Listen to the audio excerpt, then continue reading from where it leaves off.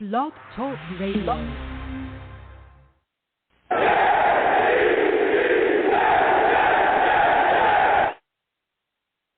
going on, folks? It's your boy, Long Beach Joe. Oh, boy, oh, boy. We are back at it, okay?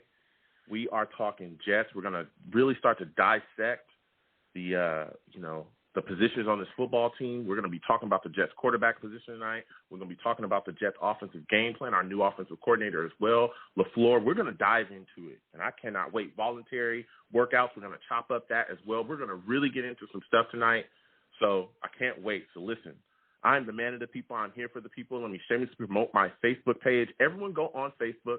Search The Long Beach Joe Show. Like that page. My content's up there. Go ahead and give it a listen. Message me. I'll message you right back. I love going back and forth with folks about this football team. Also, leave me some feedback. I love hearing about what you folks think I do here on The Long Beach Joe Show. So without further ado, folks, let's go ahead and get into the show. I am fired up. Listen. Whew. I'm also on iTunes as well at The Long Beach Joe Show. You can go there. Please, when you check me out on iTunes, please leave me a rating, 5-star rating if you could. Subscribe to my podcast on iTunes as well. You know, everyone, of course, if you're watching me live, because I do live stream during my shows as well, that goes into my podcast area over there, so you'll be able to hear the audio over there as well. I'm also on Blog Talk Radio as well. Blog Talk Radio, you can search The Long Beach Joe Show. I'm there as well, so you can come and check that out over there too. You can hear me live as well, hearing the audio and everything from the show. And also, please come check out my YouTube channel, Long Beach Joe Jets. Long Beach Joe Jets. Come on by, man. Check out the channel. I live stream from the channel while I do my radio show. So you guys can watch me live. You can hang out in the chat. I call my chat the Savages. Why? Because they're savage. You know what I'm saying? Nobody is safe. Nobody. You know what I'm saying? Nobody is safe around here. So you can come check that out as well. And when you go to Long Beach Joe Jets on YouTube, please subscribe, and turn on your notifications so when I post content, y'all can check it out. You'll be in the know. You know what I'm saying? So I love going back and forth with everybody and just having a good time and talking Jets. So please, check me out on all those platforms. Now to get to what we got to talk about today, and we got quite a bit. Start with the voluntary workouts. As everybody knows, this is phase 2 of the workouts, for the off season. Of course, we're going to get into OTAs a little bit later, but this is the second phase. So here we have these voluntary workouts that are coming up here, and the Jets had over 80 players show up for voluntary workouts. Wow. To me, that shows that with everything that we have going on, now mind you as well that the NFLPA is, against players showing up. They say, hey, we don't necessarily want players showing up for the voluntary workouts because of everything, we got going on in the world and the way that certain rules are implemented to get this done. So with the NFLPA even against players showing up for these workouts, we still had 80 players show up, over 80 players. That shows that players want to come here and compete. They want to get an edge and they want to succeed. That shows that this is becoming a place where players want to come and play, where they want to be. They want to give it their all. They want to do whatever it takes to make sure that they have a chance to make the Jets roster. That shows that we're turning this thing around. That shows that Joe Douglas and Robert Sulla and all the staff that he's brought in, that we're bringing a new culture now. We're not just talking about it anymore. We're not just saying, oh, new culture. Oh, things are different. Oh, this is a different time now. All this stuff. No, they're actually making it happen.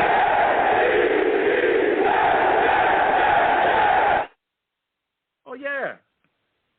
And this does nothing but bode well for the football team. It does nothing but do that. It's just an early sign of culture change in effect. Players willing to come in, give it their all, do whatever it takes to put themselves in a position to play football for the New York Jets, man. It bodes nothing but good for the football team because it hasn't been like that in the past. We've seen it. We've seen where there were times we were wondering if certain players that had gotten hurt were actually hurt. We were wondering so much about the coaching staff, and there was so much talk about how the coaching staff, the prior coaching staff we had, it was a toxic element around the football team, that a lot of people had gripes and issues with the current people that we had in play. It seems like that is starting to go away. We have young players showing up ready to play. Not just young players, we have older players as well. We also saw Mosley out there too. We saw guys we signed free agency out there as well. Guys doing whatever it takes to put in early. It's a different time, man. It's a completely different time, and we're no longer the jokes of the past, man. We're stepping into a new day and a new time. A new time. We've got so much going on with this football team, so many good, positive things, but to have over 80 players show up for your voluntary workout, that screams that things are changing, that this is a place that players want to play, man. I love it. That got me fired up, especially when I saw Mosley out there. And we're going to talk about him tonight as well. Again, 515-602-9639, 515-602-9639. Call in. I take live callers. I want to hear from everybody. So I got hyped up about that, man. When I saw those guys out there doing whatever it took, of course, we saw Zach out there. We saw all those guys out there, man, doing their thing. Elijah Moore looking smooth. That guy looks like he can hit another gear whenever he feels like it. So many players out there just giving it their all, doing whatever it takes, man, doing whatever it takes. This is a beautiful time. And so when I was thinking about that, I was watching, I saw things from the voluntary workouts, and I'm looking at the situation, and I'm saying, man, we just got this kid, Zach. I'm excited about him. I want to see what he does during the season. But with all these players out there giving it their all, what exactly will we look like offensively? I started to think about that. I started to say to myself, what are the Jets how are we going to shake things out? The offense has been so bad for 2+ years, right? We were 32nd in the league, 2 years, damn near in a row. Offense was horrific. We're trying to step into a new day, and we brought in Mike LaFleur, Matt LaFleur's younger brother. He comes from the San Francisco 49ers along with Robert Saleh. You know, he was a good assistant to Kyle Shanahan, an offensive genius, you know, from the famous Shanahan family. Their system is unbelievable. And I started to say to myself, here's a guy that we brought in from the 49ers, and I'm wondering, hey, okay, what can you do here? Some of the pieces that we got, what can he make happen? And there's a lot of expectations for our offense to be better. We cannot come out in a modern-day NFL, in the league that we've been in, and be putrid offensively. We can't do that. We've seen it. We've seen that type of failure. We've seen those type of issues consistently for years. We must step into the modern-day NFL and be better than we have been. We must be. Then I started thinking, what will our offense look like behind him? Are we going to be running some of the same exact concepts that they do in San Francisco? Is our running game going to be strong? Is our tight end going to be heavily used within the system? Is this the year where we're just going to see a ton of targets given to Herndon or Croft or Yeboah, whoever that tight end is starting? What are we going to do? Also, will LaFleur understand the rhythm of offense in the NFL? It's going to be the first time he's going to be an offensive coordinator. It's his show on offense. Will he understand the rhythm of play calling in the NFL? Will he get that together? Will he understand how to have Zach Wilson prepared game in and game out? Will he understand how to utilize matchups? Is he a guy that's going to come in where we're going to look damn near different every single week and have opposing defenses heads spinning because they can't comprehend what we're doing offensively? I want to see this, man. So I have a lot of questions, and I want to ask y'all some of those questions tonight as well. Another big question is, will he make adjustments? That's a big question too. Because if you look at some of the issues that we've had in the past offensively, it's because we didn't make adjustments. Adam Gase, let me tell you something. If you were waiting for Adam Gase to make an adjustment, you were going to be waiting. Because let me tell you something. He was putrid. That was one of the issues. He never made adjustments. Will he be able to make adjustments in game, mid-game, hell, within the quarter? Is that something that LaFleur is going to be able to do? It's a lot of pressure, man. And I want to talk to you folks tonight about this. I want to get to the callers. I want to get to the phones. Again, 515-602-9639, 515-602-9639. Call in. I want to talk to you folks tonight. I want to hear your thoughts. I want to hear what you have to say about this New York Jets football team, particularly offensively. We're going to be talking about the quarterback position tonight. We're going to be talking about voluntary workouts. We're going to be talking about the offensive coordinator and what you expect to see. What is going to be the strength of the New York Jets offensively? What is going to be our calling card? When we talk about the New York Jets next season, what are we going to say that the Jets have? This is what the Jets' strength is. This is what they do extremely well. When everything falls apart, here's what you can count on the Jets going to make it happen. That's a question I got tonight, and I want to hear from y'all. We're going to be talking. So, again, 515-602-9639, 515-602-9639. Call in. The lines are open. We're talking tonight. You can also, again, you know what I'm saying, salute to all my guys in the chat, my savages in the chat. I call them savages. Why? Because they're savage. They get after everybody. Everybody. Please hit the super chat if you can, if you'd like to. All donations greatly appreciated. If you don't like to want to hit the super chat, my Cash App is right there at the corner of the screen. Please hit the Cash App. You know what I'm saying? Feel free. So we're going to get to these callers. Again, 515-602-9639, 515-602-9639. Call in. I want to hear from you folks. So we're going to get to these lines. I think I'm going to bring my guy Steve on first. My guy Steve, man. Salute to you, Steve. I want to thank you for calling in tonight, my man. My first question for you is, what were your thoughts when you saw Mosley at the voluntary workouts, man? How did it feel?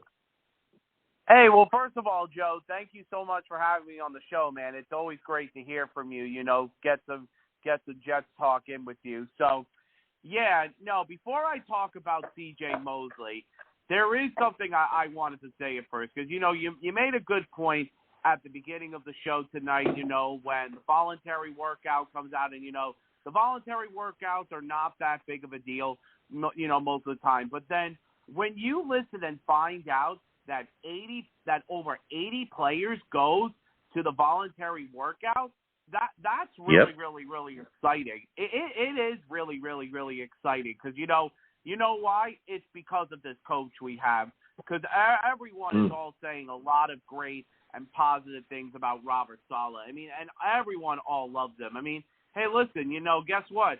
Earlier today, I don't know if you saw this earlier, I don't know if you're a hockey fan, Joe, and the offensive linemen were all hanging out at the New York Islanders game together. They were all bonding at the game today.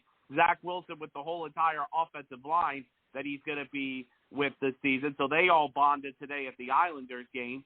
So then another thing is, now going to C.J. Mosley, here was the thing from Mosley last year, Obviously, in 2019, he had the injury with the groin, and unfortunately, it didn't heal properly. He was done for the season. He was ready to go in 2020, but then, of course, he opted out because of the stuff that's going on in the world. Listen, his family was having health problems. It was understandable. But when Mosley returned to the field, earlier this past week, he looked like he was in phenomenal shape. And the thing is, Mosley, I could tell, wanted to come back to play for us just to play with Robert Saleh. But, a lot of Jet fans are also thinking, from last season, I know Mosley did say he wanted to opt out because his family was having health issues, which was absolutely understandable. But the thing is, though, that some Jet fans also think because Mosley didn't want to play for Adam Gase. Maybe that was basically sending a message that he probably didn't want to play for Gase. But you know what? It's just happy to see Mosley get back on the field. Yeah. And I was extremely excited about it. And I'm expecting some things out of him this year. And, again, we'll continue to dissect the, positions that's going on. But just seeing him out there running and hoping that he's going to be healthy this year, I think if he is, it's going to be a huge thing for us. Because here's a guy that we can put into Saleh's defense. And I'm telling you, if he's let go and just able to go out there and just run wild and run amok, if he's the guy that we saw in that Bills game consistently for us next year, oh boy, it's going to be completely insane. This defense is really going to light things up. Go ahead. You know something, Joe? Let me tell you something. A couple of years ago, that first game of the 2019 season, which was Adam Gase's NFL debut.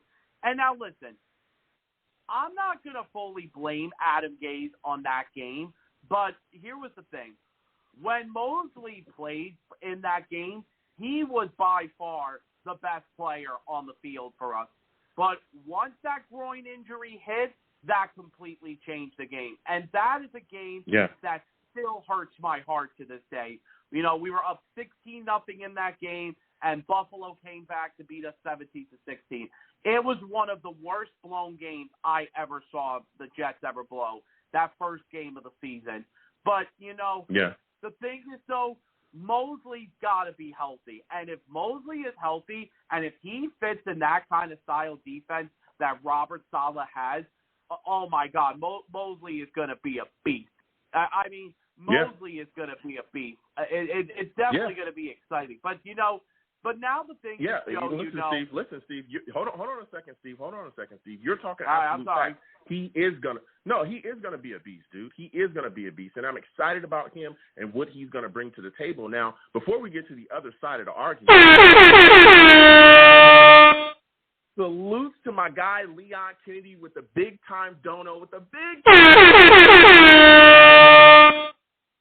Leon says, sadly, this is all I can do for now, but I'll definitely give more soon. Mad respect to you, Joe. God bless you and the Savages out there. Salutes to you, Leon. Thank you again for donating. But getting back to you, Steve, and what we were talking about, all right? Look, we're going to the offensive side of the ball now because when we had 80 guys show up, that spoke volumes. But then it got me thinking, Steve, when is this? What is this offense going to look like? When is this offense going to step up? Like you said, you just talked about Adam Gase. He was horrific last year. He was terrible, Steve. Watching him call a game every single week was I mean, it was terrible, Steve. It was completely terrible watching him. But now we got LaFleur here, and I want to ask you this, Steve.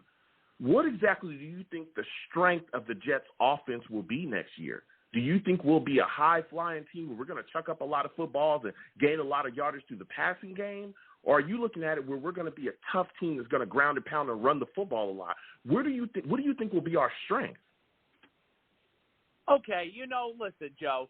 Listen, obviously this is going to be the first year in the Shanahan in the Mike LaFleur system, and with a new rookie quarterback. I mean, listen, this is what I think the offense has to do. I think this offense is going to be a lot faster. I mean, no matter what, this offense is going to be so much better than we've had for the last, few years, especially when we've had Adam Gase as our coach. This offense is definitely going to be better. Now, here is my thought. Do I think I do think it's going to be a high-flying offense because I definitely think we definitely got a lot of speed, because obviously with Elijah Moore. I mean, there's still a lot of questions, too, on the offense, too. I mean, obviously we did some revamping with the offensive line. Here is the thing about the offense, which I'm concerned. I do like our running game. I think our offensive line is going to be better this year than it was last year. I mean, the only two things I am concerned about the offensive line is Connor McGovern has to be better, and so does George Fant, because those two players have to be better. Now, the thing is, the only thing and I think our wide receiver position is really good. The only thing I am a little bit concerned about is our tight end position. I mean, obviously, because, we still have Chris Herndon. We also got the guy, we got Zach Wilson's teammate from BYU on the offensive line, and I think the tight end as well. I forgot who was the undrafted tight end we got, because I would like to see what he could do with. Yeah, thank you. That's his name. I can't pronounce his name, but thank you. Thank you for pronouncing. The thing is, Joe, this offense is going to be a lot better than it was, the last couple of years that we've had, under Gase. But here is the thing right now that I'm going to say. Now, I'm not going to say a prediction right now for the Jets, and I know that tonight we're just talking about the Jets offense. This is a team that's just heading in the right direction. The only thing is, Joe, I just don't think we're quite there yet. Listen, we have a young team. This team is moving well in the future. But we're going to see what's going to happen as time goes on. I mean, because, listen, you also got to see about what happens in our division, too. And let me tell you something, Joe. One last thing I'll say before I talk. I really want Adam Gase to watch the first game of that season. when we play against Carolina. This is the reason why. He's going to watch either the Jet offense do better or he's going to watch Sam Darnold be under a new coaching system in Carolina. Listen, because then Adam Gase can finally realize what an offensive system looks like. Yeah, well, Steve, I mean, you're talking that talk right now, and I respect it. Audience, give him a hand. He talked that talk so far.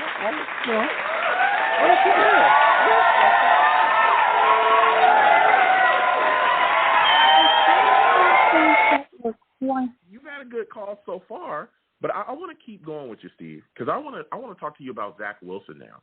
We talked a little bit about LaFleur and what we think he'll bring to the table as a play caller, but when you look at Zach Wilson, what are you expecting out of him? Do you believe that this offense is set up for Zach Wilson to see success early in his rookie season or early in his career? Do you believe that, Steve?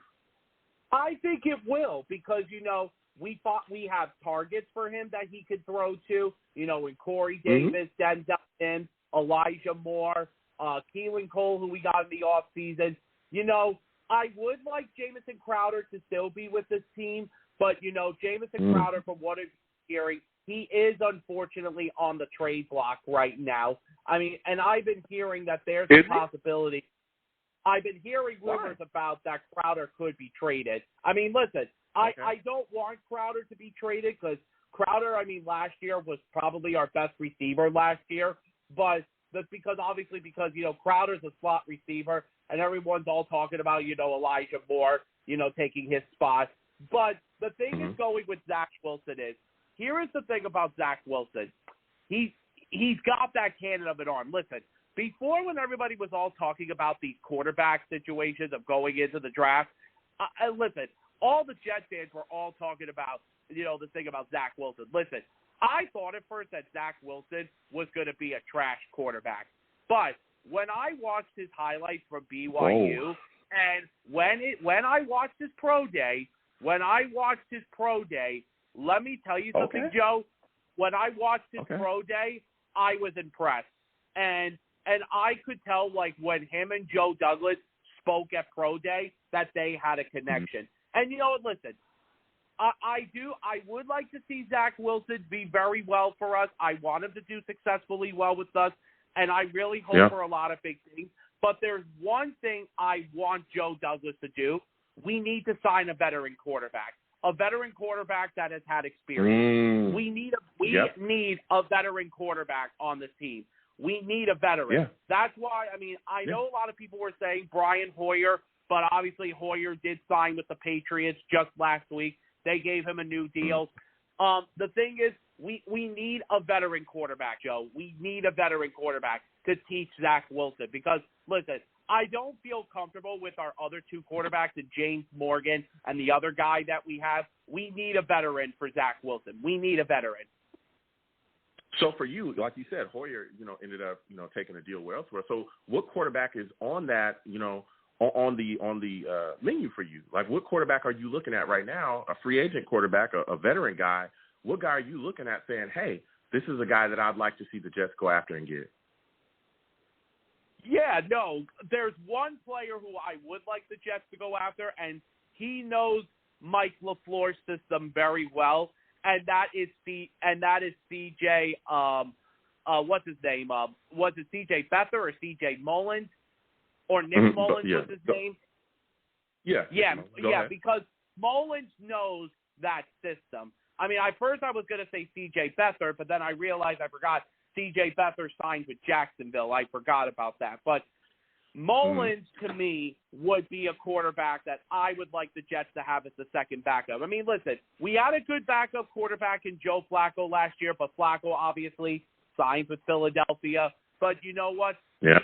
We should get someone like Mullins because he knows Mike Shanahan's system.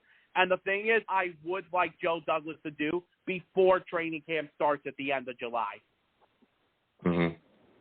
Yeah. I'm hoping that they do that as well. There's some guys out there, too, that I'd like to see us attack. But like you said, too, bringing in that vet does nothing but bode well for the growth of a young quarterback. We saw how, McCown was able to help Sam along in that year, really put some things together. And not just that as well, not just helping the young rookie quarterback along, but also who's to say that we won't see Zach Wilson maybe get dinged up a little bit, maybe have to miss a game here or there? Knock on wood, we're not hoping that we see that happen. But if it does, then we got a guy that can come in and step in and really help the football team. You know what I'm saying? The football team won't fall off of a cliff offensively because we don't have anybody capable to come in there and hold the team afloat. So I like you said, Steve, as well, I'm hoping that we do see us sign a veteran quarterback. So my final question for you, Steve, we talked about Zach. We've talked about expectations. How many touchdowns do you think Zach throws next year? Oh my God. I can't believe. Well, we're not even in June right now. We're already talking about this. It don't matter, Steve. Okay. These are tough questions. Let's go. You know what? I'm not gonna give an exact number. I'm gonna go between 20 to 25. Okay. 20 to 25. I respect that. I respect that number there, Steve.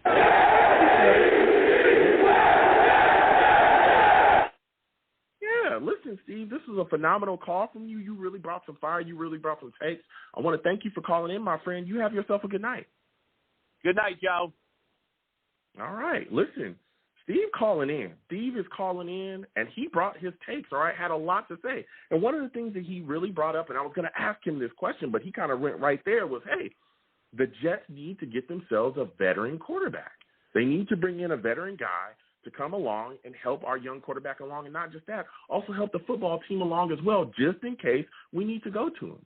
I think that's extremely important. That's extremely important for them to attack. Well, who knows what they do? I know there's a lot of talks about Foles possibly being in the mix. There's just been a lot of rumors skirming about all over the place, but I'm telling you, that's something that the Jets need to do and need to attack. So, again, 515-602-9639, 515-602-9639. Call in. The lines are open. Lines are hot right now. We're going to keep getting to it. So next caller we're going to go to, caller 801. 801, we're coming directly to you. First off, give me your name, tell me where you're from, and what are your thoughts on the Jets having over 80 players show up to their voluntary workouts? Hey, Joe, this is Michael. I talked to you before. I'm from Utah. Before the draft. Not a whole lot. You invited me to call you back, and I called you back and wanted to apologize because I said the Jets would blow it and not take Zach, and you laughed, and they did. So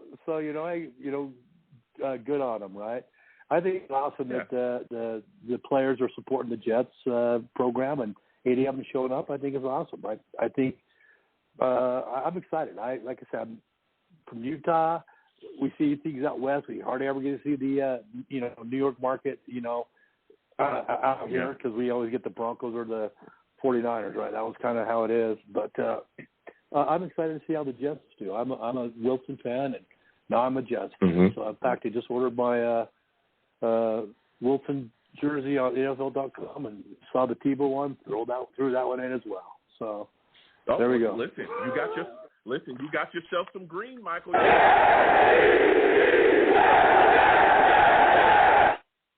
You already know, Michael. So I want to go right there. Yeah. I want to go right there with you because I know you're a big Wilson guy. We talked before the draft and we had some fun and laughed, but you were really excited about the possibility of him coming here. You did say we were going to jack it up. Hey, we took him, so I guess we didn't jack it up, on your end. So when you're looking at Wilson right now, do you believe that the Jets' offense is set up for him to have success early in his career?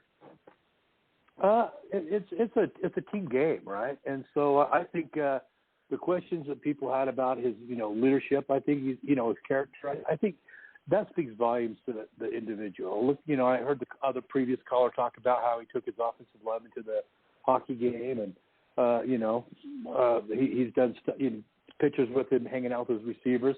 I think he's a good guy. And I think to build a culture, the coaches have got to build a culture. He can't lift the team. The team's got to lift themselves. And, all he is one cog in a 53-man roster. So, it's got to be a team effort. Football's the ultimate team sport. So, but I'm hoping for him. I'm hoping that I love Saleh. I think he's a great thing. I love the Shanahan offense, and I hope that, they can do it. I love the picks they got. I love the offense, VERA-TUCKER, USC guard, and I love Elijah Moore. Yeah. I mean, I'm excited for him. I mean, how could you not be?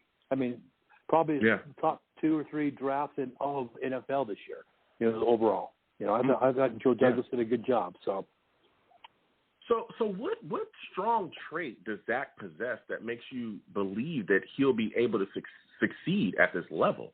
That's one of the believes things it. Believes in himself. He believes in himself. He's always been the underdog, and you know what? Look at Brady. Look what he did, Mr. 199. Look what he's still doing at age 43, because he still wears that chip on his shoulder. And whether it's a chip or whether it is, he's always been disrespected. Didn't get recruited from high school.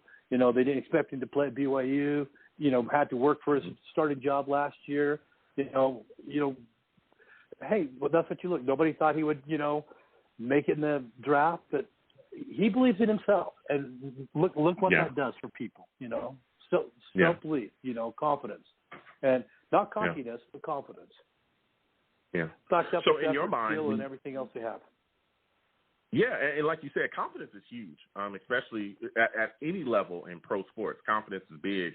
If you don't believe in yourself, look at you, Joe, on this program you have. Your confidence is huge. You started something, you had a dream, you went with it, you ran with it, and you got a pretty cool. I like what you do. I've checked in. I've kind of fell in late because I'm 2 hours behind you guys, so I really don't know stuff. And I have a 12-year-old son that's with me on the weekend, so we're doing something else. But I saw you today and thought, well, I wanted to reach out to you and say, awesome, thank you. Absolutely. Listen, Mike, my final question before I let you go, and again, thank you for watching and checking me out, where you're at, because that means the world to me. But when you look at this situation here, how exactly will you grade Wilson's progress throughout the season? Will it be by wins? Will it be by numbers? How exactly will you grade, if he's getting better or not? I think he'll surprise some folks. I think if you look at, he'll be in the top or the lower third maybe of quarterbacks this year, but he's going to be growing. I hope he's in the upper half, but I don't know if he'll reach that because I don't know what the line's going to be. I don't know what the teams, how they're going to gel together. But I think I would love to see him reach the playoffs or at least be competitive. That's it. Just be competitive every game. If you're competitive every game, that's all you can ask. As long as they all do their best. You're getting paid gazillions of dollars to go out and play the game. Everybody do your best and, make it competitive. You should be. Yeah. Yeah. That's my, if they paid me gazillion dollars, I'd give my best every time, right? Absolutely. That's what it's all about. I'm hoping to see him go out there and fight. Listen, Mike, I got to get back to these lines. They are cooking up. I want to thank you for calling in. Next time I have a show, I want to hear from you, my man. I know we got your guy Wilson in the building, and he's going to be big this year. I'm hoping to really see him go out and put his, best foot forward. But salute to you, and again, thank you for calling in. Well, thank you for your time, man. Appreciate it. Absolutely. Woo, listen.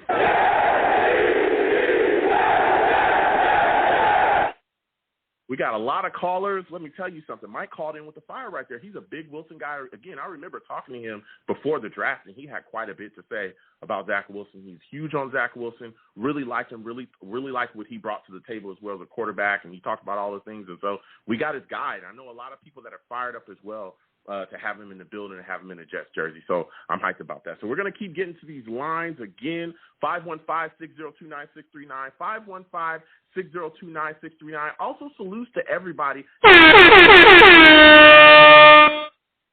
Salute to Leon Kennedy again with the dono, man, the greatest. Thank you. Salute to you. Salute to everybody that donates as well. I truly appreciate it. And again, salute to my guy, Kennedy. So we're going to keep getting to these lines.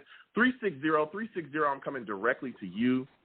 360, you're looking like a new caller. Give me your name. Tell me where you're from. And what are your thoughts about the Jets having over 80 players show up to voluntary minicamp? Hi, Long Beach Joe. This is Peter. Really happy to I've been a Jets fan since 1985. I'm actually in Malaysia right now, so sometimes enjoy watching your show. A lot of fun. Die-hard Jet fan. I love it. I think there's a changing of culture. Wow. Well, first off, you're watching me from Malaysia. Salute to you, okay? Salute to you. I love everybody that watches me, especially, people around the world. I truly, truly appreciate it. Thank you for watching me, Peter. And like you said as well, getting back to just the team, look, I'm so excited about what we have coming up, especially when you have over 80 players showing up to your voluntary practices. That says nothing but good things about the football team, that there is a culture change here, that there are things happening where players want to come in and they want to play. They want to do whatever it takes to get an edge, whatever it takes to get their foot in the door with the New York Jets, they are willing to do. And that says a lot. It says more, you know what I'm saying, than it's said in the past. Look at some of the issues we had in the past with leadership and coaching and if this was a place where players even wanted to come and be. We had so many issues, and it looked like all that's been wiped away and washed away with us bringing in Robert Saleh and us bringing in Joe Douglas. And that leads to my next question with you is, do you also believe that there's been a culture change here? No, absolutely. I just like the way they are building the team. Every time when I was just watching the Jets and watch other teams, sometimes you miss those dynamic players, and then you see, like, why don't they have those dynamic running backs or dynamic, wide receivers? And you're so frustrated. You see other teams pick up some dynamic players. And this year, this draft, I feel like they really picked up, like, Elijah Moore, Michael Carter. I see some, like, dynamic players coming to the Jets that are going to make really, do good things. I really feel that. We'll see what happens, right? But absolutely. And when you talk about dynamic players, particularly offensively, you've got to have the right mind putting things in place. Now, again, we've seen in the past, Adam Gase was here, that this offense was 32nd in the league. It was horrific. Even when we did get a dynamic guy in Le'Veon Bell, we couldn't figure things out. He was never utilized correctly. Well, now we bring in, a whole new coaching staff. Robert Saleh brings in, LaFleur, and I'm looking at him and I'm saying, okay, we got this guy in here from the Niners. The Niners were a strong team. Offensively they were able to put some things together and do things their way. What exactly could he do here? How are the Jets offense going to look different? What's going to keep us from being the 32nd ranked offense in the league again?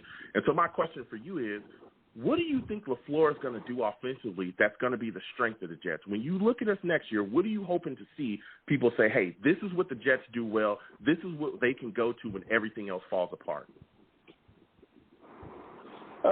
First of all, it all comes to Zach Wilson, right, the quarterback. First, he has to stay healthy. Hopefully they've done enough in the offensive line to keep him upright. But what I like about Zach, like I was watching a lot of his BYU tapes and stuff, he really does, get rid of the ball quickly. He doesn't hold on to it. And he seems very mature in his reading of the game. Like, he knows his reads. He knows his first read, second read, third read. He plays the defenders off with his eyes. So I really feel with LaFleur and with Zach's talent, I really feel they'll work something good. Like, obviously, LaFleur has a good history working with Shanahan, and just very aggressive, fun offense. I think, I think Zach is going to really, I wouldn't be surprised Zach up there, going for Rookie of the Year. I'm very positive on Zach. I just like the way he sees the game. Obviously, he's already showing his leadership abilities, and I also like he is like a little bit of he's always looking. And he can take off. He can run also, but he's always looking downfield, looking for the the big plays. I'm really and hopefully, he can keep those turnovers down as a rookie. Then, the sky's the limit, I think. Yeah. And listen, Peter, you said something really big, and I know that a lot of people some people feel the exact same way that you do, that they think he can compete for Rookie of the Year. But for me, it's like, okay, if he's competing for that, or you think he's going to be that good, then what is his stat line going to look for the year? How many yards, touchdowns, or interceptions do you think he throws then?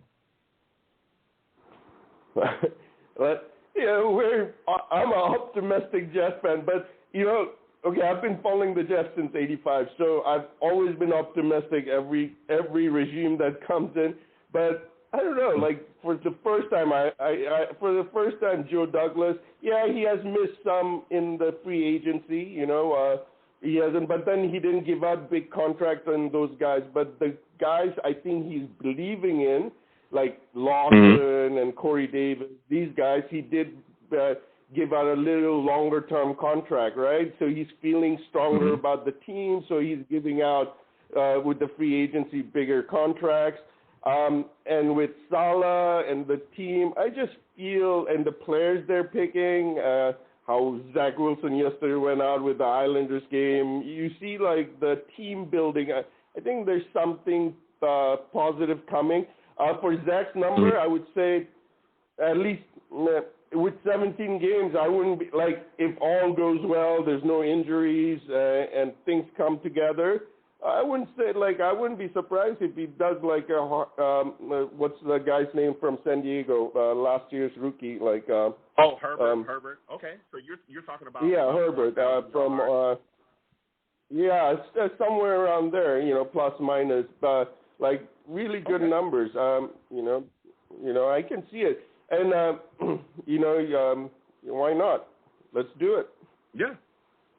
Look, I'm big. Again, offensive rookie of the year. We'll see what happens there, but I could see him having a Herbert-like season, like you said as well. I think Herbert threw for around 4,000 yards. I think maybe 4,300 yards or something like that. I think he had like 30-something touchdowns.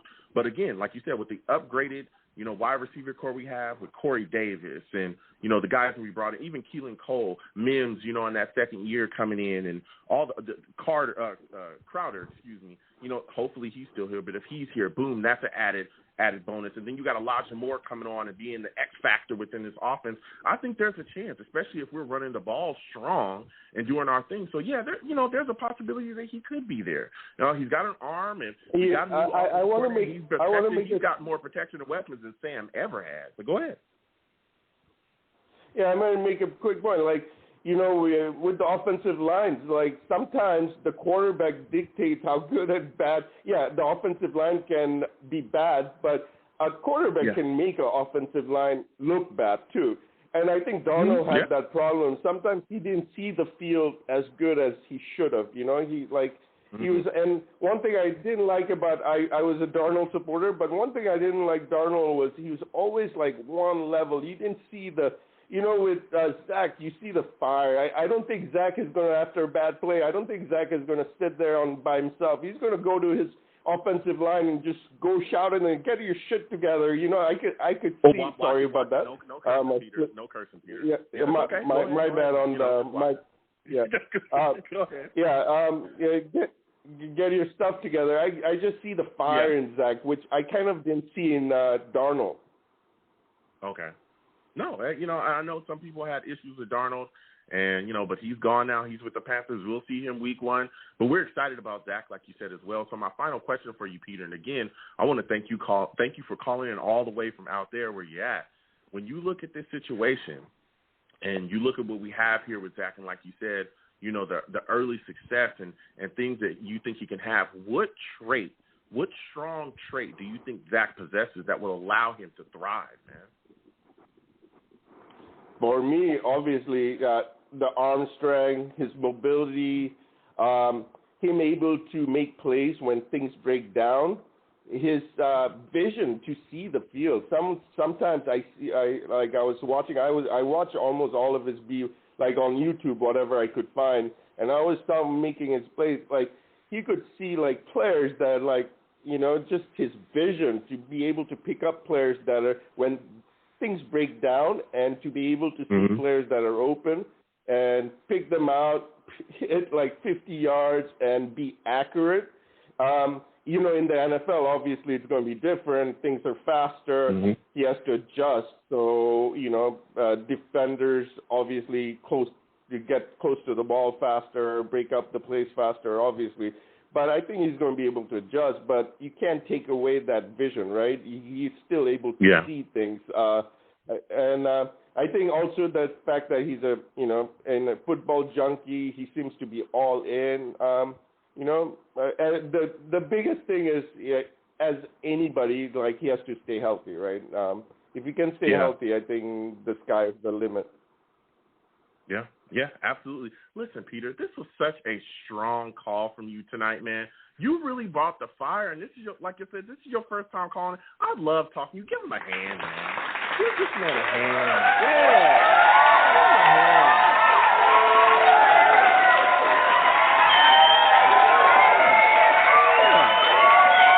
All right, not too much, studio audience, not too much. You know, we love and respect everybody, but not too much. Listen, Peter, I got to get back to the rest of these lines. Thank you for watching me, and thank you for calling in all the way from out there in Malaysia. Salute to you. Next time I have a show, my friend, I want to hear from you, man. You got a heck of a lot of great takes, and I love talking to you about this football team. Hey, thank you, and you have a great show. Keep it up. Take care, man. Thank you so much. You have a good one, man. Listen, Peter called in all the way from Malaysia. All the way. We had to get to it. All right? I'm hyped. I love when, you know, my Jets fans from all around the world call in or contact me and tell me, you know, hey, I watched the content, or hey, I want to talk to you about the football team. I love it, man. I love getting the opinions and takes from the fan base worldwide, man, because everybody views things so differently, man. I love it.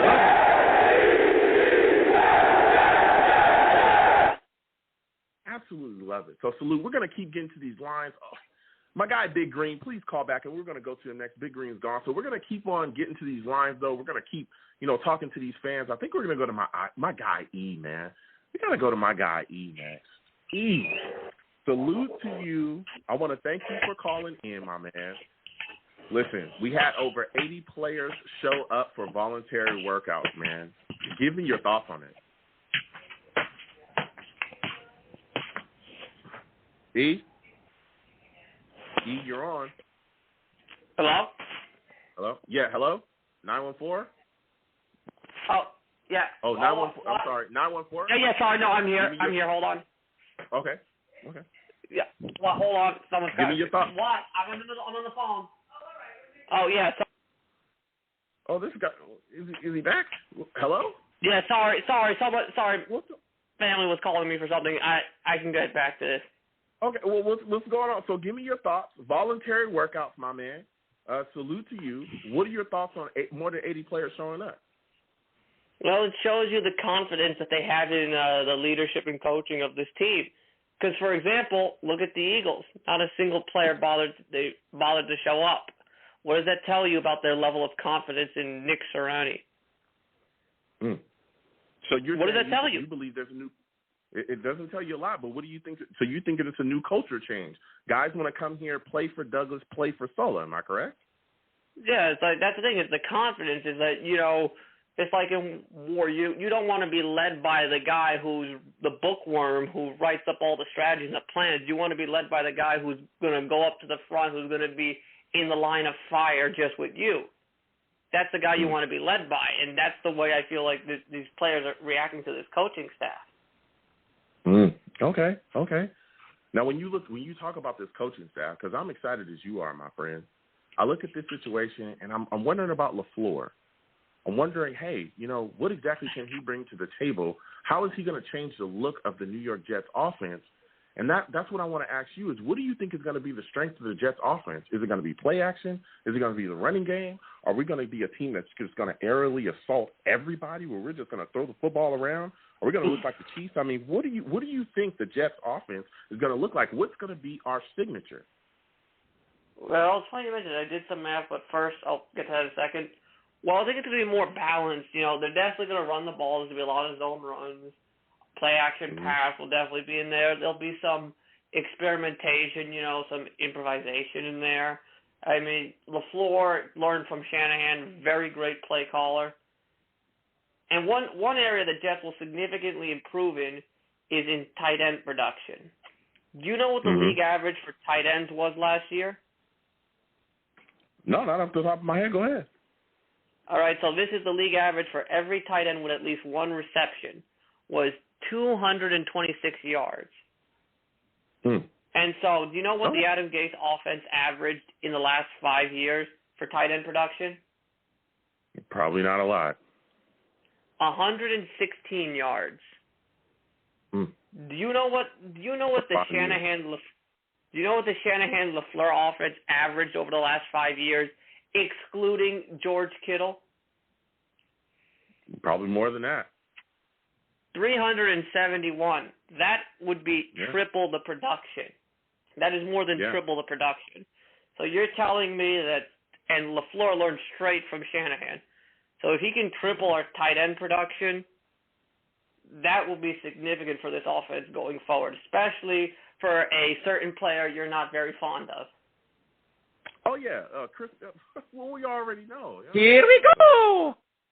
We know that you love Herndon. We get it. You know, we know you're part but of Herndon High. like I said, the problem is that you had a coach who did not use tight ends.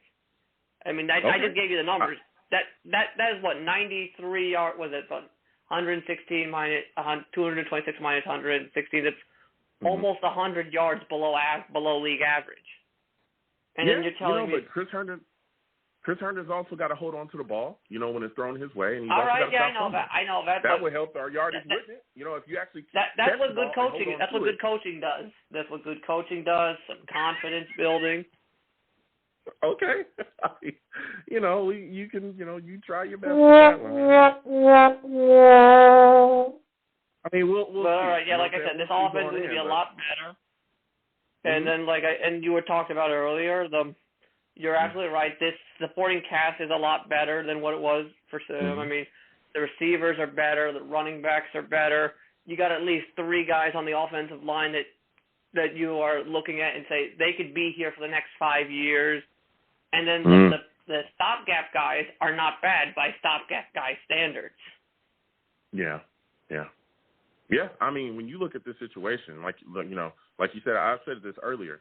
When you got Davis, you got, you know, Elijah Moore, you got Mims, you got Crowder. You look at the protection, you know, that Zach Wilson is being set up with. So this offense has now, you know, a VERA-TUCKER, you know, at our left guard, Becton, you know, guys, things have been upgraded. Things are looking good. Even our right guard position, which is in question right now, Cam Clark is supposedly going to be the guy that's going to fill in there. So things are looking good. This is more protection. This is more weapons than Sam Darnold ever had, and better coaching off the bat than Sam. The coaching alone that Sam had would have been a career killer for anybody. So, you know, even the things that you were talking about with the usage of the tight end, I could see us, you know, really putting together within this offense as well. And attacking teams that way. So, you know, I look at this my next question for you, when I look at this situation now, and I'm saying to myself, man, this is going to be a very important year, you know, for LaFleur, especially with, you know, us having a rookie quarterback. And my next question for you is, do you think that LaFleur will be able to prepare and set Zach up for success on a weekly basis? I definitely think so, yes, because the biggest thing that separates him from Adam Gase is he's not stubborn. He will listen to other people's opinions.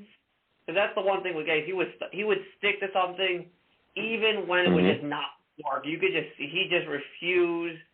And every now and then he would mix something up, but then right after that he would go back to his bread and butter, and it just kept on just flopping in his face. He just refused. He was just too stubborn to change. Yeah. So I want to talk to you about Zach as well. You know, I know you're a guy that likes Zach Wilson too. How would you grade Zach Wilson's progress next season? Is it going to be by numbers? Is it going to be by wins? I mean, how are you going to grade his progress as the season goes on? Well, you know, it's just like it's a little bit of both, of course. You know, obviously you want to win Obviously you want to win all the games. It's unlikely, you know. You want to see good numbers. It's a little bit of both, you know. Somewhere around 500-ish, and, you know, probably good and, you know, typical rookie production, although it wouldn't surprise me if he just puts together the best statistical rookie quarterback season in franchise history. Okay. Heck, you know what else? It wouldn't even surprise me if he surpasses Namath's single-season passing yard mark with that extra game. Wow. I mean, you got some big expectations. So, I mean, for the numbers, think about this. What do you think they're going to look like? What do you think they're going to look like? What do you think his interceptions and touchdowns are going to look like then next year? Give me some numbers. Probably, well, you know, he's not known. He's very good at minimizing turnovers. He didn't have a lot of turnovers in college. I think his greatest amount of turnovers was Sam's best amount of turnovers in college. So he doesn't turn the ball over. So I'm going to probably put him in the 24 to 28 range in touchdowns and about 9 to 12 interceptions. Wow. Okay. So yeah, like I said, how many yards do you think he throws for? I think, the 17th game, with the amount of receiving weapons that they have, 4,063. Okay. I mean, think about how embarrassing this is. Last time the Jets had a 4,000-yard passer. My favorite band, Pink Floyd's lead guitarist, was a man by the name of Syd Barrett.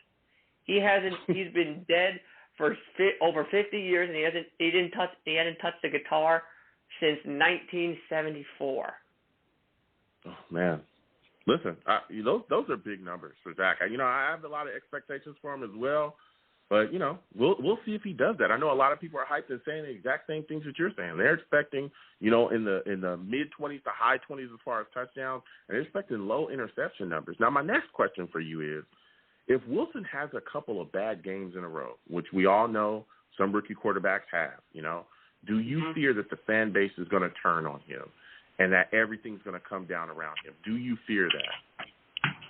Well, no, because he's a rookie. I mean, you expect some bumps along the way for a rookie, even with a talented team. You can't really judge him on that because like I said, it's par for the course. Everybody's got to learn the hard way. We've seen this before, though. We've seen this fan base turn on players. We've seen it. We saw this fan base turn on Le'Veon Bell. We saw this fan base turn on Sam Darnold at times, and this is, again, the same fan base that was excited. So that's why I'm wondering. Yeah, but that's also over a span of time.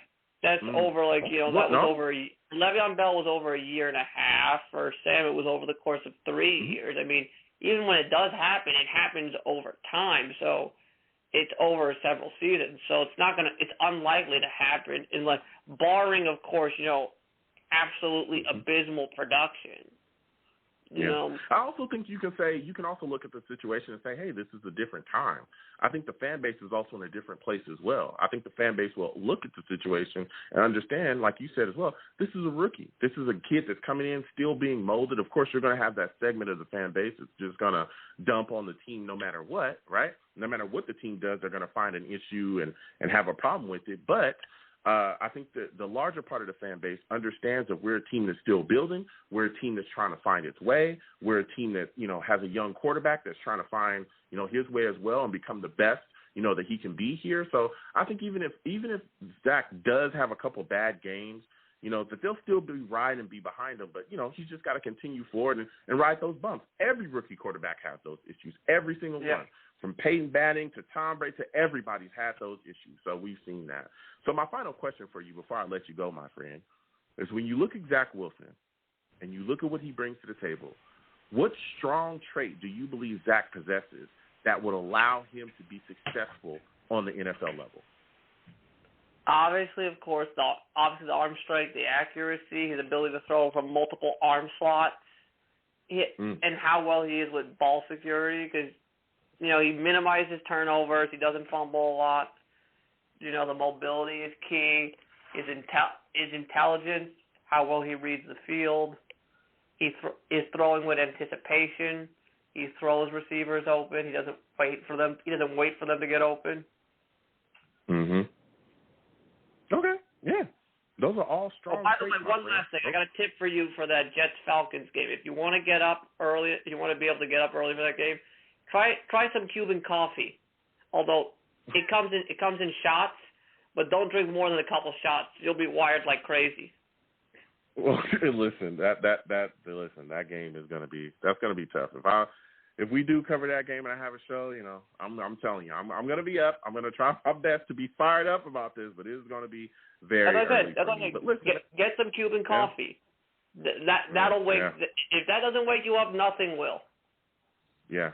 Listen, this was a great call from you. Phenomenal call. Listen, my friend, I want to thank you for calling in. Next time I have a show, I want to hear from you, all right? You have yourself a good night. Of course. All right. Peace. You have a good one. Listen, we got callers calling in from all over the place. This is a fire show. people calling in, they're moving around, We got guys calling in from Malaysia, overseas, man. I love absolutely discussing football with everybody. But let me tell you something. This is exciting, man. This is an extremely exciting time. I was just so hyped seeing that 80 players had showed up for voluntary workouts when, again, even a guy like, Mosley, who we haven't seen in quite a bit out there. I think he played like 2 games in 2 years. People were extremely upset, about him opting out. And this year he shows up to voluntary. He looks healthy. He was running around out there, looks fine. This is a guy that I'm telling you, if we get back into the fold, in this defense with Sulla and all the other weapons that we have, Quinnen, who's recovering from that, who should be, completely healthy going into the season. He's going to be recovering from that foot injury that he had. When we brought in Lawson, and we got Fadukasi on the front as well too. Vinny Curry. We've got so many things, and you can have Mosley out there running around in this brand new scheme. Boy, oh boy, this is going to be something else, man. This team is going to be something else, And then I'm looking at all the players that I'm excited about offensively, particularly Zach Wilson. You look at his situation, this is a kid that's coming in that's, here to save us. And the expectations are going to be huge. That's why, I couldn't wait to really dissect the quarterback position tonight and talk about it, because the expectations on Zach Wilson are going to be big. They're going to be big. He's coming here to save us. He's coming here to save our offense. Everyone, talks about, we've talked about Sam Darnold ad nauseum tonight. Because, he just didn't work out here. We had to move on from him. Whether we wanted to keep him or not, we didn't. We moved on from him. And now Zach is coming in here to save us from this situation and continue forward and better our offense. Whether you believe Sam had ever been set up for success or not, it is what it is. But now Zach's here. We've got a new coaching staff. We got offensive weapons around him. And we're hoping to really see this kid flourish. We're really hoping that. And there's a lot of pressure because this is the New York market. And Jets fans, we've been losing for a long time. A long time. We've been patient, to be completely honest. We went through a soft rebuild or whatever you want to call that with McCagnon. I don't know what you want to call that. As a rebuild or whatever it was, but it was what it was, And now Jets fans want to see. They want to see success. They want to see, something. Give us some wins. Give us some W's. Grow this young quarterback. See what he has next. And I want to see that out of Zach, too. That's why, it's extremely important that LaFleur step in this season and really give this offense an identity. I asked people all night tonight, what do you think the strength is going to be of our offense? What do you think is going to be our calling card? And I know people talked about the tight end production. The last caller talked about that. There was other callers talking about how, we're going to throw the ball around. I think the strength of the offense is going to be the running game, to be completely honest. I truly believe that. With Michael Carter and P. Ryan and Ty Johnson and, Tevin Coleman and all these backs that Josh Adams, all these backs that we have that we brought in. I don't know how many we're going to keep. But let me tell you something. The Shanahan offense, that offense runs the ball, baby. They run the ball, and everything kind of works off of that. We've seen so much success, whether it be out there in Denver, where they had an unbelievable running game for years when Shanahan was out there. Then, you have, Kyle Shanahan with the Niners. You look at the Niners running game, it's phenomenal as well. Phenomenal. Completely phenomenal, man. So many things going on, and they don't even have to, have a stud star back. They can have a myriad of backs. And they were still able to have success out there, still able to put things together. So I think the strength of this football team is going to be the running game, and I think we're going to heavily feature the running game, and I think things are going to work off of that. I think play action is going to be really big within our offense too, really, really big. We're going to see that utilized, and that's going to do nothing but bode well for guys like Davis, guys like Mims, even Crowder coming out of that slot, working his way around, where people are going to really get pulled and fooled into thinking we're running the football because we're doing everything so well, because we're able to gain gain yards from the ground so well that people are going to get sucked in, and then boom, before you know it, we're scoring touchdowns that way. So I think we'll see a lot of things, and I think, again, working off stuff like that, because the best friend to a young quarterback is a really good running game. You give a young quarterback a real good running game, and he's going to be able to be successful. We saw Mark Sanchez be hidden behind a running game before. Hidden. I'm talking, Mark Sanchez was no stud. He was no stud. But we were able to hide him behind a very good running game with a very capable offensive line, and they were able to get things done. And I think that that's some of what we'll see here. Not saying that Zach Wilson's a bad QB. I think he's going to be a solid QB in this league. But he's still a young QB. He's still going to be learning things. So I think, again, there's things that LaFleur can do within that scheme to really help a young kid, and I think that he's going to do some of those things. And I think that Zach Wilson is going to have some success too. I truly believe that. When you look at what he's been surrounded with and set up with, the protection, the weapons, these are things that we've had other quarterbacks, and we haven't been able to do those things for them. And we saw the struggle because of it. I think that Zach can come out and really do some things here. I really, really do. And he's got some traits. Strong arm, strong-willed. He's a kid that won't quit. He's ready for the pressure. You know, you listen to any interview, and he'll tell you, you know, he's ready to go. He's not curtailed by it. He wants to step up. When the light's the brightest, that's where he wants to be. And I'm hyped about seeing that. I really, really am. So, man, listen, we're going to keep getting to these lines. Again, 515-602-9639, 515-602-9639. Call in. We're talking Jets, all right?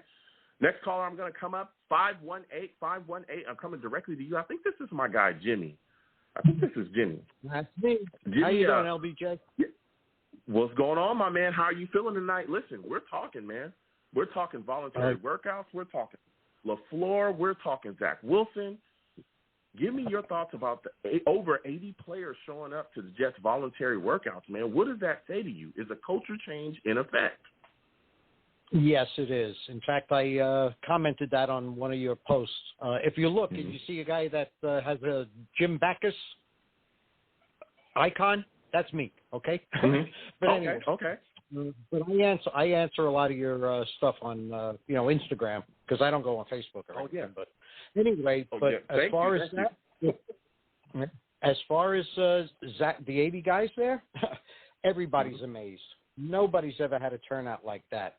It's showing that the players bought into the culture. They want to make the team. They're going to do everything they can to succeed, and they're going to learn something new that they haven't been around. I think it was just amazing. I think Salah is just, a man's man, a true gentleman. He's getting the most out of his players. He's sincere, too. So that's the best thing. He's not sugarcoating anything. He's telling it like it is. And that's the way it is. And I really like that. That's the way it should be. Don't say one thing and turn your back and do something else. Straight up front. So that's amazing. That's truly. I think we're going to have.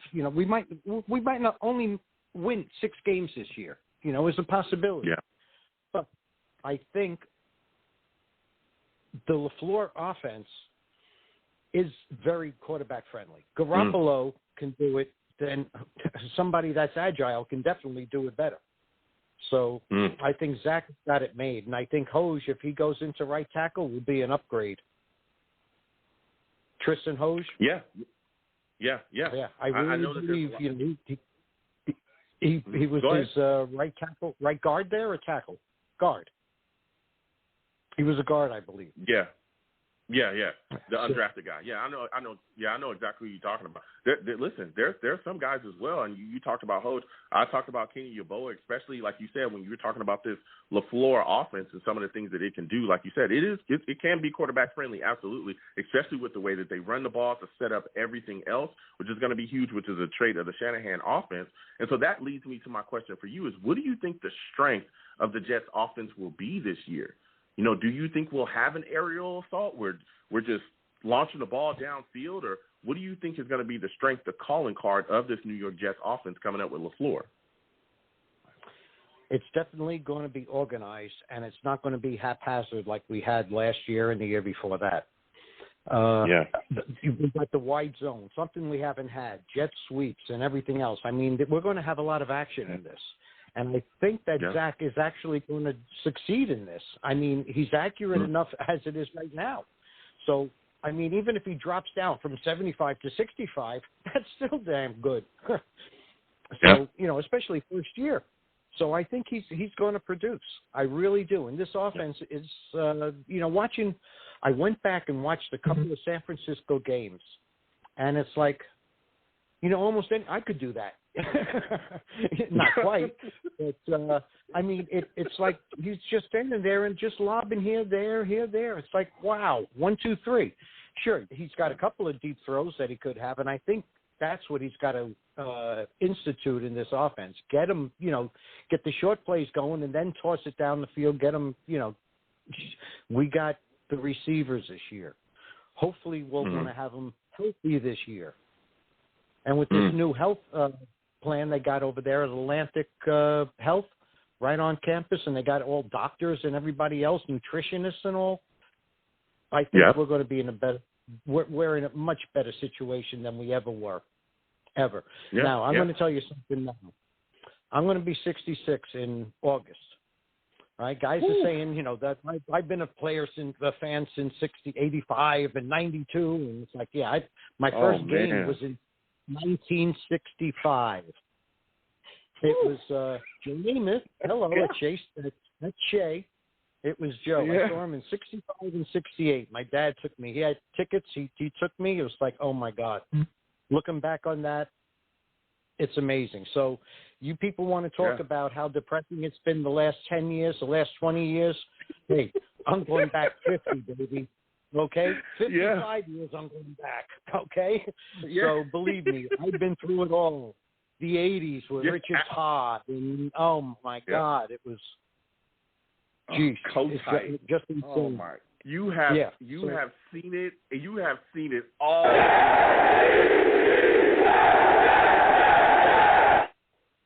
Respect. I love the Jets. Respect. I love the Jets. I've lived in Florida. I've lived in Georgia, and now I'm in South Carolina.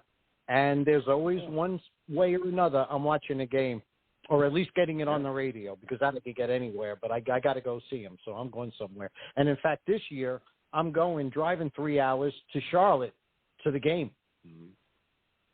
So I'm happy and psyched about that. Yeah, so you're going to be there for the first game when we play Sam. That's going to be big. That's going to be big. I can't wait to see that. I cannot wait to see that. But even getting back, for me, a big thing that you talked about as well was the Atlantic Health going to be there with the staff and keeping guys healthy. And so for me, that immediately brought my mind to Mosley, man. I was so hyped to see him out there running around doing the voluntary workouts, and seeing what he can bring to the table this year is going to be very intriguing. So that's my next question for you is, what are your expectations for Mosley? Because I know some fans' expectations are extremely high. 2 years, 2 games for what he's been paid. A lot of fans are saying, hey, he better go out there and really put on. How are you feeling about him going into this season? And, again, what are your expectations of him? I think he's going to pick up where he left off. Maybe a little slower at first, but I think he's still got it in him. He's not that old. He's still got it there. I'm sure he wasn't just sitting eating bonbons the past 2 years either. So, I'm sure he's in shape, and he bought into the Salah system. So, I mean, he was psyched to see him and meet him and everything else, back a couple of months ago. Yeah. So I think that he's going to be – it's him and Jared Davis in the middle. Who else we got? Yeah. I mean, there's some guys that are coming up and coming around, and we're definitely excited about. Like you said, him, Jared Davis. We've got some other guys as well. Again, Cashman is still there. We're going to see what he brings to the table. Franklin Myers is more of a kind of an in though, but we got some other guys as well. B.Y. Phillips too. So there's some guys we'll see. But like you said, now we're running at 4-3. Because the new system is going to be implemented. Davis, Mosley, and I think Cashman is probably going to be the other guy that's going to be out there. So we'll see this back and forth is going to definitely be tested. Yeah. Hopefully, like you said, hopefully he stays healthy as well, because we've seen Cashman have issues, staying healthy too, especially, last season. So, even getting back, go ahead, Jimmy. No, that's what I was saying. Cashman last year, I mean, that was a disaster. He can, when he's on the field and playing, we need him, but we can't have him off the field. So this Atlantic Health, I think, will open. Yeah, you're speaking fact. Even going back to this offense, man, you're speaking fact. Even going back to this offense, I wanted to talk to you about, because you talked about LaFleur and you talked about what he thinks. What are your thoughts about our tight end position, though? Do you think in LaFleur's offense the tight end position is going to be targeted heavily this season? Not as heavily as San Francisco, because I don't think we just don't have a Kittle. So I think it's going to be similar. We're going to run a lot of plays, but until we get that Kittle, it's not going to be exactly the same. So I think we might run, 12 personnel, 2 tight ends. Well, you got to remember, we got Briscoe also. He's going to be a fullback. So we might not have an actual, 2 tight end, but, with him in there, and he can catch, we'll see what goes on there. But I think they're going to use the tight end a little more because we didn't use them at all last year. Plus, they had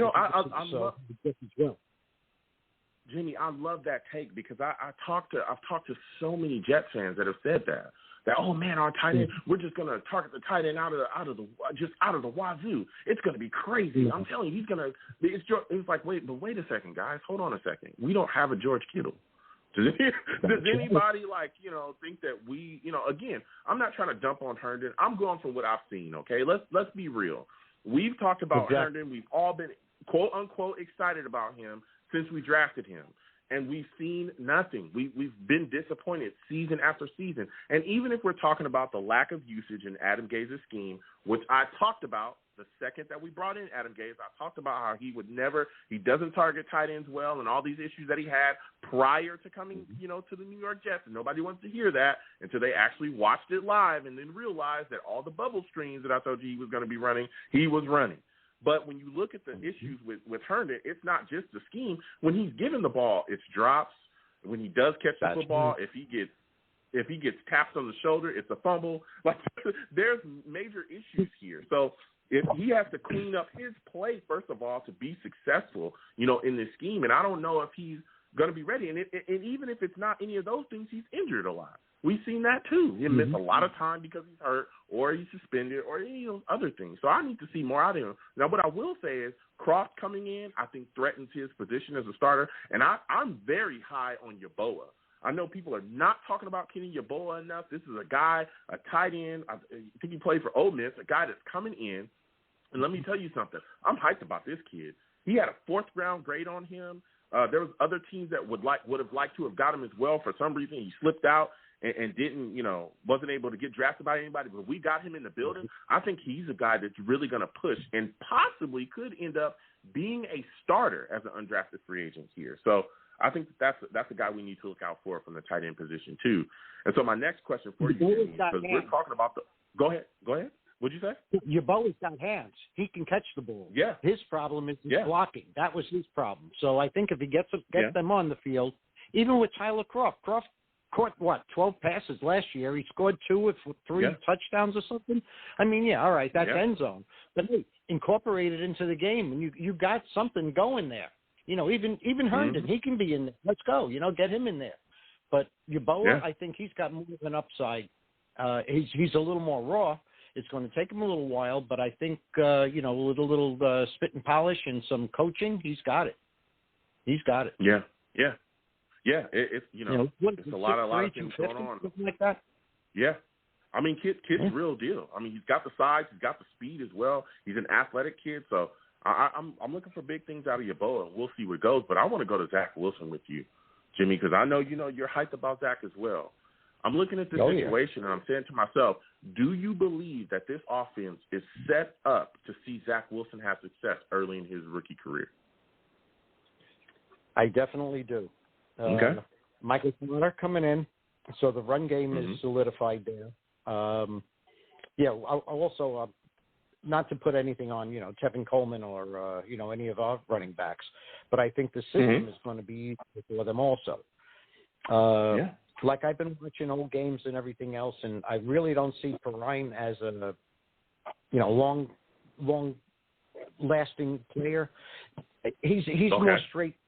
I don't see him, having to stop or anything else. And for plays like that, when we got to run it down somebody's throat, I think he'd be great. But as far as wide zone, we'll have to see about that. But as far as he's going to throw, it's going to be great. It's going to be great. Yeah. I'm really looking to see. And again, I think that one thing that'll benefit the New York Jets is if they bring in a veteran quarterback. I really think that'll help Zach Wilson along as well, having success. Because, again, there's things that you see at a player level that, some coaches can't see. There's things you see out on the field that coaches can't see. And if you look at what McCown was able to do and help, Sam Darnold along in his journey as well, that was huge.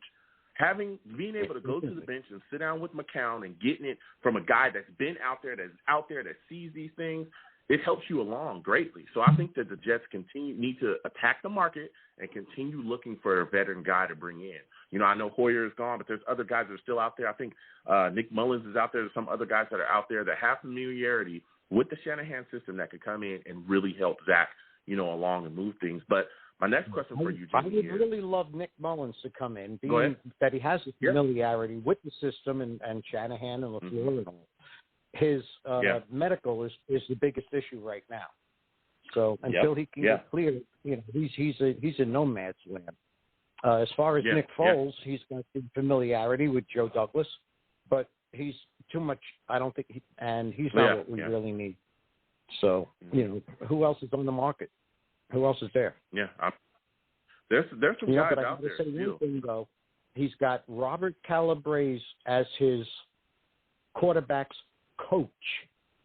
Okay, not quarterback coach, offensive line coach. No, quarterback coach. This guy surpassed Boomer Esiason's numbers in East Islip High School. Okay, so when Boomer went on for success, Calabrese, he lasted like 4 years, and then he went back into coaching. So you don't have somebody who's inexperienced. He did play professionally. I think he had a couple of games or something like that. I can't remember. But at least he's got somebody with experience there. He's got a true quarterback coach. So I think this guy, with what he's doing, and he's familiar with Salah, so I think that's a plus right there. So, having a backup, we definitely need one in case he goes down, because you're not going to trust James Morgan or Mike White. I mean, that's crazy. You got to have somebody with experience around. But Joe also praised James Morgan. You should see him. He's phenomenal and everything else at that press conference. Yeah. But he's still not ready. He's not experienced. So he might be ready one day to come in, if we're slaughtering somebody, have him come in the third quarter, fourth quarter or something. But right now, Jimmy, we do need that's a great point that you brought up as well, talking about Rob Calabrese, the quarterback's coach. That's something Sam never had, when he was here. There was so many issues. Like you said, again, another level of support. You look at some of the guys that Rob has worked with in the past as well. He's been able to really help some guys out. Like you said, some of the numbers that he put up, as a player, but the other things that he's done too. That's huge, man. That's huge to have a quarterback coach that's going to able to help you with your mechanics, which is something that Sam struggled with, and they never helped him with that. Help you with your mechanics at the next level. That's huge. Because again, if you look at other quarterbacks around the league, especially young quarterbacks, they have all those things to make them better. They have that support system in place. You don't have to even look out the division. You look at what the Bills did with Josh Allen, one of the biggest boomer bust prospects in the draft, okay? What was the difference between this MVP season he had last season and seasons in the past?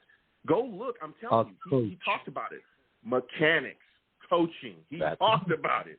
He talked about that. He talked about how if you look at his mechanics from this year, it's completely different than the year before. If you would have told us 2 years ago that at some point Josh Allen was going to be, a guy that can put up an MVP candidate season, you would have gotten laughed out the building.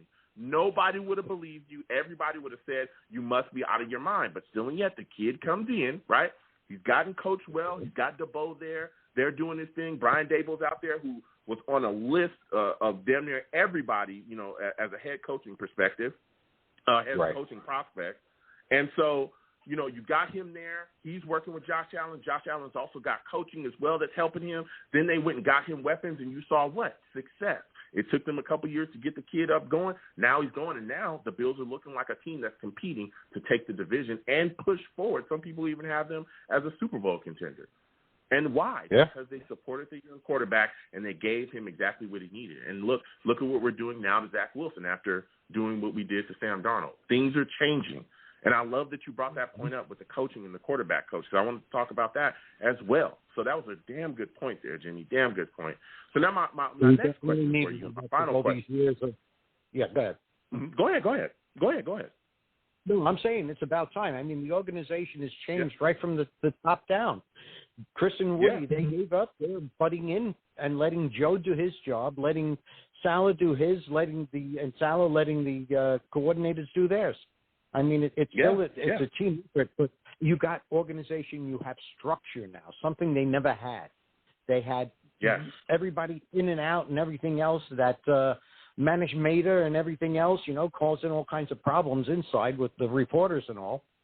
It's like that's not happening anymore. Everything is quiet. Yeah. Everything is you're not going to find out until we tell you.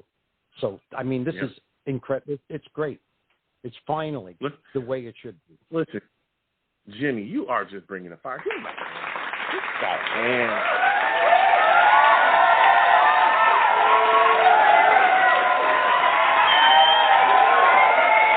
Listen, Jimmy, let me tell you, you're bringing the fire. So my last question before I let you go, my friend, is I know you're high on Zach. I'm excited about him as well. I want to see what he brings to the table. What do you think his stats will look like this season? How many interceptions, touchdowns do you think he throws, man? I think, with all the receivers, with the plan and the way I see things going, they're still going to falter. He's not going to be perfect. We still, we're still the Jets, but we're not the same old Jets. So I really feel with 17 games, I feel he's going to throw somewhere about 3,800 yards to 3,900. I think he's going to be up there. And I think he's going to be about 26 touchdowns and 12 interceptions. Okay. Look, I'll take that all day. I'll take that every day of the week. That's very solid for a young quarterback. I really like that take. Listen, Jimmy, man, I gotta get going. This was a heck of a call from you, man. You really brought the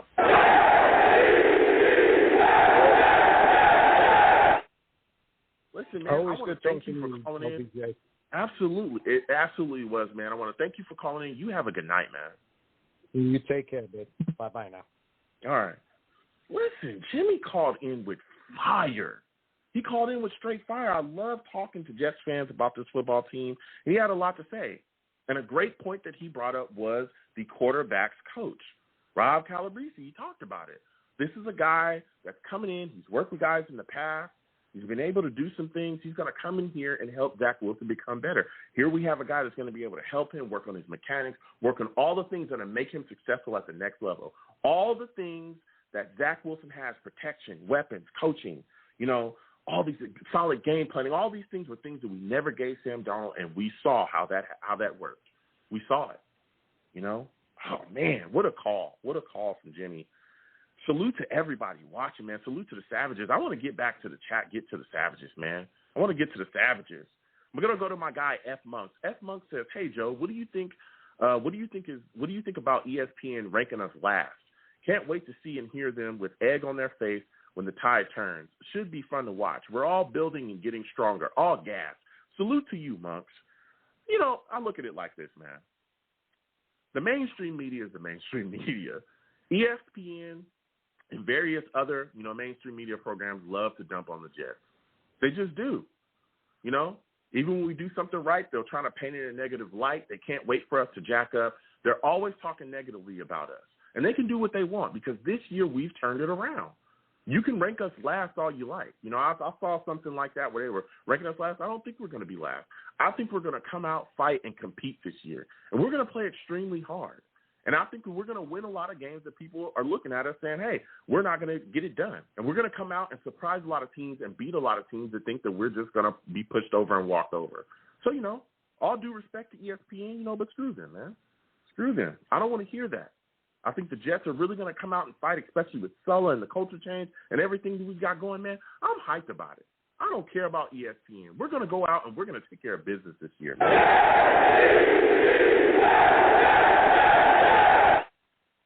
Yeah, Salute to my guy, GVH in the chat as well. Salute to him, known Savage. He said it can't be overlooked that they had good attendance because it's a new coach and new schemes and new players. Absolutely. It's a new vibe. It's a culture change, and we're seeing it. Like I talked about in the past, you can go back. I'm telling you. We had so many times in the past. I remember Jamal Adams was here, and Williams and all these guys talk about new culture, new attitude, new this, and it just be the same old Jets on a weekly basis. And that it's no longer that. You got 80 guys showing up. You got guys that want to fight. You got guys that, you know what I'm saying, are not willing to let anything pass. They want to do whatever it takes to get an edge, whatever it takes to get their foot in the door, whatever it takes to make this football team. And they're showing up. Even when the NFLPA themselves are saying, please don't go. Don't show up to the camp. They're still showing up to the practices. They're still doing what it takes, completely voluntary. Completely voluntary. They're fighting, man. They're fighting. So salute to everybody watching. You know what I'm saying? Salute to all the savages in the chat. Salute to all of the callers. Man, love talking to everybody, especially we got callers from overseas calling in. I'm always astonished when I, connect with my Jets fans from overseas. Got guys from Malaysia calling in. Oh, man, wonderful call. Wonderful, wonderful show. So I'm going to go ahead and close it out because this has been great. Listen, I'm the man of the people. I'm here for the people. Let me shamelessly promote my Facebook page. Everyone go on Facebook, search The Long Beach Joe Show. Like that page. My content's up there. Go ahead and give it a listen. Message me. I'll message you right back. I love going back and forth with folks about this football team. Also, leave me some feedback. I love hearing about what you folks think I do here on The Long Beach Joe Show. I'm also on Twitter as well at YoungJ000. YoungJ000. All right? That's 3 zeros. Go ahead and follow me. I'll follow you right back. If you want to troll me, no issues. I'm the troll that lives under the bridge, and I will have my VERA-TUCKER jersey on. VERA-TUCKER, I'm having that jersey on. Another SC guy, fight on. You know what I'm saying? I'll have that jersey on, and I'll troll you right back. You can also follow the show's page as well at The Long Beach Joe on Twitter, at The Long Beach Joe on Twitter. You can also check out my YouTube as well. I'm on YouTube too at Long Beach Joe Jets. Long Beach Joe Jets on YouTube. Please go there, subscribe, watch my content, and turn on your notifications so that when I post content, you'll be in the know. Also, give my videos a thumbs up if you can. And so everybody watching me on live stream as well, please subscribe if you haven't subscribed already. If you don't troll me, no issues. To troll me in the comments, go ahead and comment. I'll go back and forth with you. I'll troll you right back, no issues, all right? When you folks see me in person, because eventually you will, all right, eventually you will. When you see me in person, it is arms out, chest open, free hugs for everyone. Free hugs for everyone that will cost you absolutely nothing. Don't listen to anybody. The hugs will remain free. I want to thank you folks for watching and listening. Without you folks, I'm absolutely nothing. Thank you for taking the time out of your day to listen to the show. You folks are the absolute greatest, all right? You folks have a good one. Peace.